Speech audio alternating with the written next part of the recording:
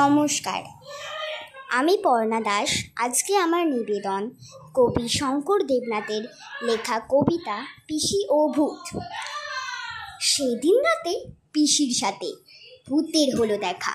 ভূত বলে, এই মনে তোকে আজ পেয়েছি একা, এই আমাদের নিয়েই তো ঢের গল্প বলিস রোজই। মোটকে ঘাড় আজ চটকে তোকে করব মজায় ভোজি। কাঁচাই খাবি তৃপ্তি পাবি, বললেন পিসি বোকা। দিচ্ছি আগুন, তেল ঝাল ও নুন, রান্নাটা কর ও খা।